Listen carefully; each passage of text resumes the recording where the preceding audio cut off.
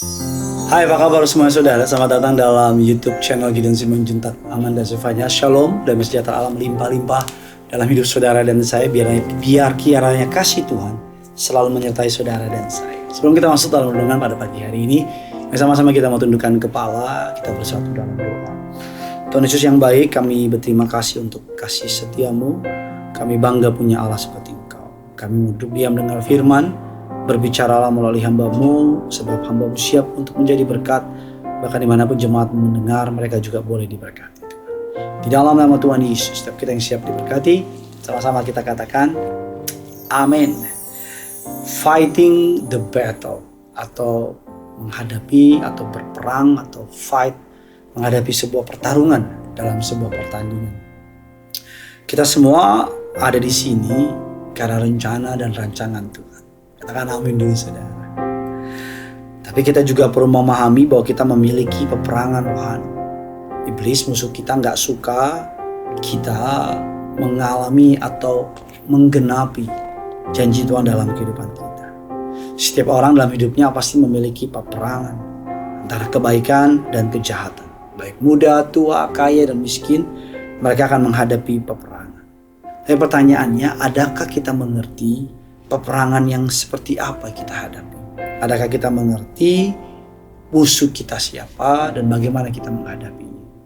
Gak ada yang lebih konyol daripada menurut saya pergi berperang tapi gak tahu sedang hadapin apa, siapa musuhnya, dan bagaimana cara mengalahkannya. Firman Allah menyatakan sebuah kisah peperangan awal mula dalam Kejadian 3 ayatnya yang ke-15 mengatakan demikian.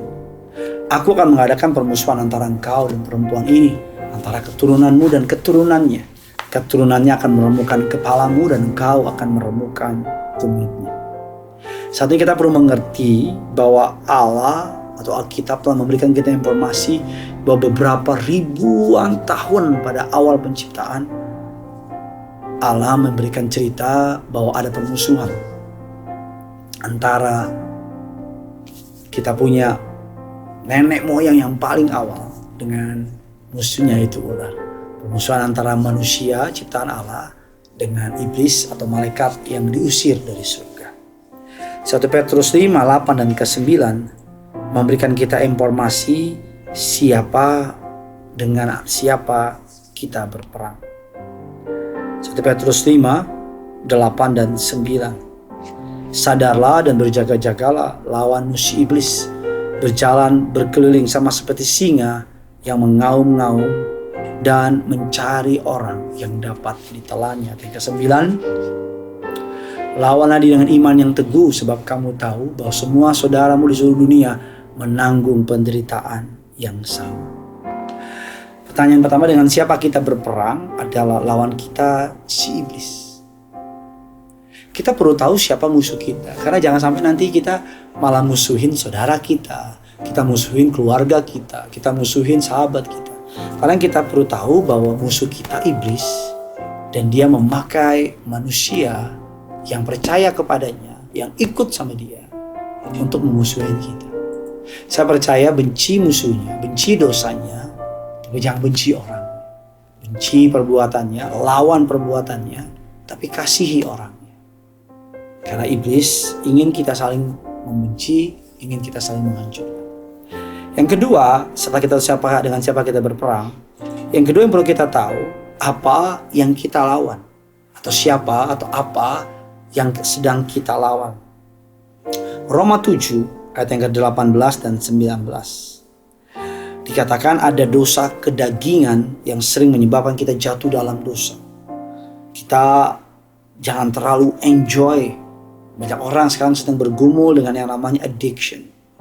Addiction apapun, baik pornografi, addiction yang namanya kebencian, free sex, atau apapun addiction. Roma 7, 8 dan 19 mengatakan demikian. Sebab aku tahu. Roma 7, 18, 19. Sebab aku tahu bahwa di dalam diriku, dalam aku, yaitu di dalam aku sebagai manusia, tidak ada sesuatu yang baik. Sebab kehendak memang ada di dalam aku, tapi bukan hal berbuat apa yang baik. Sebab bukan apa yang aku kehendaki, kata Alkitab, yaitu yang baik yang aku perbuat, melainkan apa yang tidak aku kehendaki, yaitu yang jahat yang aku perbuat. Ada sebuah addiction yang iblis taruh.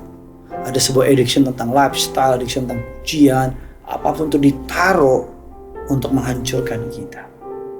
Yang sedang kita lawan adalah perbuatan-perbuatan yang iblis membuat kita mengalami ketergantungan, dosa kedagingan, dan hal-hal yang menghancurkan kita. Lalu berikutnya, dalam bentuk apa? Tuhan bukan saja rindu kita menjadi pemenang, tapi Alkitab mengatakan kita lebih daripada pemenang. Tuhan punya rencana yang besar supaya kita bangkit dan jadi pemenang. Oleh karena itu kita harus memiliki mentalitas sebagai seorang pemenang. Firman Allah mengatakan dalam 1 Samuel 17 ayatnya yang ke-14, 15, Daudlah yang bungsu, jadi ketiga anak yang besar-besar itu pergi mengikuti Saul. 15, tetapi Daud selalu pulang daripada Saul untuk mengembalakan domba ayahnya di Betlehem. Kita lompat ayat yang ke-17. Isai berkata kepada Daud, anaknya, ambillah untuk anak-anakmu benih gandum ini seeva dan roti yang 10 ini. Bawalah cepat-cepat ke perkemahan kepada kakak-kakak. Bagaimana supaya kita bisa memiliki kehidupan yang menang atau mentalitas pemenang? Alkitab katakan memiliki hati yang tunduk pada Tuhan. Jikalau kita dipercayakan sesuatu, jikalau Tuhan mempercayakan sesuatu kepada kita, maka kita harus tunduk kepada firman-Nya dan melakukannya dengan baik. Yakobus 4 ayat 6 dan 8. Tetapi kasih karunia yang dianugerahkannya kepada kita lebih besar daripada itu. Karena itu ia katakan Allah menentang orang-orang yang congkak, tapi mengasihani orang-orang yang rendah hati. Karena itu tunduklah kepada Allah, lawanlah iblis, maka ia akan lari daripadamu. Mendekatlah kepada Allah dan ia akan mendekat kepadamu. Tahirkanlah tanganmu, hai orang-orang yang berdosa, dan sucikan hatimu, hai orang-orang yang mendua hati. Jangan berpikir kita yang paling benar, jangan berpikir kita yang paling tahu. Tapi dari ayat ini kita tahu bahwa kita saling merendahkan diri kita. Kita menundukkan diri kita kepada Tuhan, menahirkan dari segala perbuatan kita.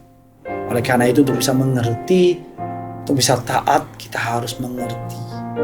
Karena ketika kita belajar untuk taat, maka pengertian akan Tuhan berikan. Biasanya Tuhan mau kita taat dulu, baru di belakang akan muncul yang namanya pengertian. Obedience, maka understanding akan muncul belakang. Orang yang memiliki mental pemenang adalah orang yang belajar mau taat atau mau tunduk kepada Tuhan. Fighting the battle. Kita tahu dari siapa musuh kita, siapa lawan kita, kita mau belajar tunduk sama Tuhan. Kekuatan kita gak seberapa, tapi kekuatan Tuhan luar biasa. Firman Allah mengatakan dalam 1 Samuel 17 ayat yang keempat. Lalu tampillah keluar seorang pendekar dari tentara orang Filistin, namanya Goliat dari Gat. Tingginya 6 hasta sejengkal. Kita lihat ayatnya yang ke-9 mengatakan demikian. Goliat berkata demikian, jika ia dapat berperang melawan aku dan mengalahkan aku, maka kamu akan menjadi hambamu. Maka kami akan menjadi hambamu, tapi jika aku dapat mengungguli dia dan mengalahkannya, maka kamu akan menjadi hamba kami dan takluk kepada kami. Ayat yang ke-10 terakhir, pula kata orang Filistin itu, aku menantang hari ini barisan Israel, berikanlah kepadaku seorang supaya kami berperang melawan seorang. Yang kedua, orang yang punya mental lebih daripada pemenang adalah orang yang siap menghadapi pertarungan kapanpun itu. Daud always ready. Daud gak pernah mundur dalam setiap peperangan. Daud siap menghadapi tantangan. Saat orang Israel pada mundur, pada ketakutan, pada gemetar atau gentar, tapi Daud gak pernah mundur. Oleh karena itu mari kita fighting the battle. Kita perlu tahu dengan siapa kita berperang, yaitu iblis. Kita perlu tahu apa yang kita lawan. Bagaimana iblis bekerja dengan memberikan kita addiction, kedagingan. Bagaimana dalam bentuk apa? Dalam bentuk apa kita berperang? Kita harus berperang dengan iman kita, mengenakan pakaian jubah iman, perangan kita, dan kita menghadapi musuh kita dengan mental pemenang. Orang yang memiliki mental pemenang adalah orang yang mau taat. Dan orang yang memiliki mental pemenang adalah orang yang Alkitab katakan orang yang mau atau ready menghadapi siapapun musuh. Bagikan kabar baik ini kepada setiap mereka yang punya surga, crazy in love with you. Mari sama-sama kita mau menyembah Tuhan kita.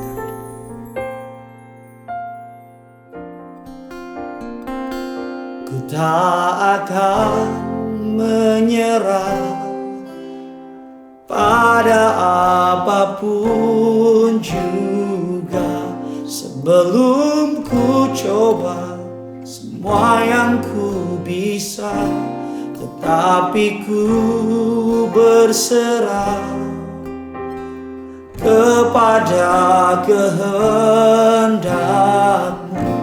Hatiku percaya Tuhan punya rencana.